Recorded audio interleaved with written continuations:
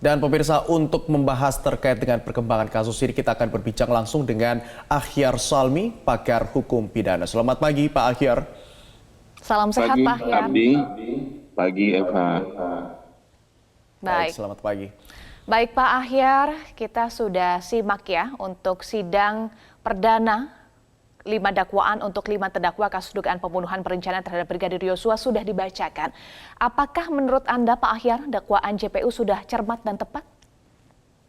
Iya, kalau menurut saya sudah. Dakwaan jaksa penuntut umum itu sudah memenuhi apa yang dikehendaki oleh pasal 143 ayat 2B KUHP kita. Dia menceritakan tentang tindak pidana apa yang terjadi, di mana itu dilakukan, dan kapan itu dilakukan. Nah, ini sudah ada. Itulah yang dikatakan mengenai masalah yang pasal 143 ayat 2B itu adalah syarat material dari suatu dakwaan. Nah, dakwaan itu ada 2 syarat, satu syarat formil dan syarat material. Syarat formil itu diatur dalam pasal 143 ayat 2A. Nah, itu adalah mengenai masalah identitas terdakwa, tersangka. Nah, yang dakwaan ini, yang materialnya itu ada yang di B tadi, saya katakan isinya adalah tindak pidana apa yang terjadi, di mana, dan kapan. Nah, itu sudah ada. Itu berkorelasi nanti dengan pasal berapa yang akan didakwakan kepada yang bersangkutan. Perbuatan itu kira-kira dia memenuhi pasal berapa. Nah, uraian ini tadi mengenai masalah tindak pidana itu mengenai masalah katakanlah semacam kronologis singkat dari di situ tapi padat menjelaskan apa sih itu, menjelaskan gambar unsur-unsur dari pasal yang didakwakan. Itu sebenarnya cerminan bahwa peristiwa fakta ini nanti akan berkorelasi dengan pasal berapa. Nah, kita tahu terhadap Pak Sambo dakwaan primernya itu adalah 340. Nah, itu ada menurut hemat saya sudah memadai, itu sudah bagus malahan yang diungkap oleh JPU. Tinggal bagaimana JPU nanti membuktikannya. Nah, itu tahap pembuktian nanti. Ini kan gambaran umum, itulah arah. Katakan kalau kita lihat pedoman gitu ya. Dakwaan ini adalah pedoman menjadi landasan untuk nanti pemeriksaan dalam sidang. Dia nggak akan bisa lepas dari situ. Baik, baik, Pak Akhyar. Tapi Anda katakan tadi bahwa inilah nanti dari jaksa penuntut umum yang akan membuktikan pada sidang pembuktian. Bukti-bukti kuat apa saja, unsur apa saja yang perlu dihadirkan pada saat sidang pembuktian nanti bahwa hal ini mengacu pada pasal 340 tadi.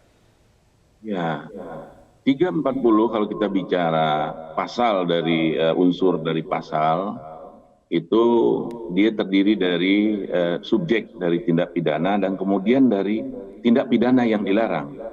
Jadi suatu pasal dalam undang-undang tindak pidana terdiri dari 3 komponen, Abdi sama Eva ya. Yang pertama dia itu mengenai masalah subjek, pelaku.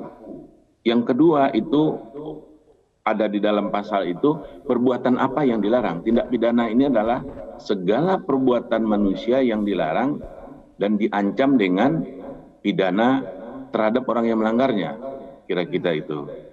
Nah, yang ketiga adalah hukumannya apa.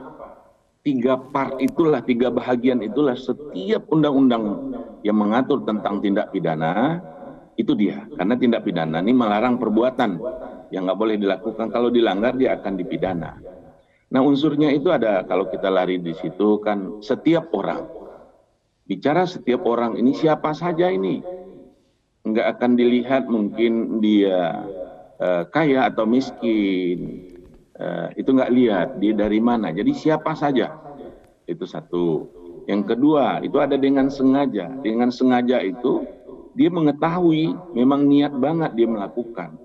Willen and wettennya itu ada kalau bahasa Belandanya. Dia ingin melakukan sesuatu, dia tahu akibat dari perbuatan, dia ingin akibat itu terjadi. Itu yang dilakukan sengaja. Kesengajaan ini macam-macam bentuknya. Ada sebagai kesetujuan, ada sebagai kepastian, ada sebagai kemungkinan. Nanti itu mungkin akan dikupas itu lebih lanjut nanti di dalam pembuktian tentunya. Begitu juga sebaliknya oleh pihak penasihat hukum itu mengatakan tidak akan terbukti. Nah, unsur berikutnya direncanakan terlebih dahulu. Barang siapa dengan sengaja dan direncanakan terlebih dahulu untuk menghilangkan nyawa orang lain, diancam karena melakukan pembunuhan dengan rencana dengan hukuman mati, seumur hidup, atau maksimum 20 tahun. Nah, itu tadi dengan direncanakan ini, apa sih yang direncanakan itu? Perencanaan itu paling tidak indikasi utamanya adalah ada jarak waktu tuh, ada tempo antara pelaksanaan perbuatan dengan keinginan dia. Niatnya itu ada. Pak Ahyar, tapi kalau kita lihat dari proses sidang kemarin, Verdi Sambo ini seolah-olah ingin terlepas dari jeratan hukuman mati dari pasal 340 itu. Kemudian ada keterangan yang berubah-ubah, awalnya dia bilang dia tidak memerintahkan Eliezer untuk menembak, justru hanya menghajar. Ini akan seperti apa? Bukti kuat apa yang bisa dihadirkan oleh jaksa untuk membuktikan bahwa ini adalah pembunuhan berencana? Ya, tentu mengenai tadi yang saya katakan jaraknya ada enggak? Ada enggak persiapannya sebelum itu? Apa sih yang dipersiapkan di situ? Saya enggak mau terlalu jauh masuk ke dalam materi yang mana saja, kisi-kisinya aja. Ada enggak persiapannya? Dengan memang dia ini kelihatan ini dia udah menginginkan untuk membunuh seseorang. Nah, berbeda dengan 338 itu dia seketika dia. Misalnya ada seseorang ngeribut, dia bawa intan, ada dia nggak suka, langsung dia tusuk orang, mati orang itu.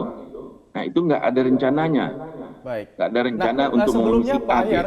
Memang dia dilarang mungkin karena membawa senjata tajam. Itu lain lagi tuh. Itu kan dilarang oleh Undang-Undang Darurat kita 51 kalau nggak salah, tahun 50 itu. Ya. Verdi Sambo sebelumnya mengatakan dalam keterangan bahwa dirinya merasa keluarganya dilecehkan, keluarganya dia merasa terhina sehingga adanya motif pembunuhan ini karena awalnya ada dugaan pelecehan seksual. Apakah itu termasuk dalam perencanaan? Karena ada dendam.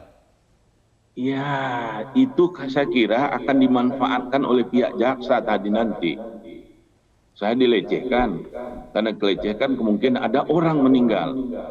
Kan ada jarak itu antara dilecehkan gitu kan, kapan dilecehkan, kapan pelaksanaan terjadinya meninggalnya Yosua. Ini kan ada waktu di situ.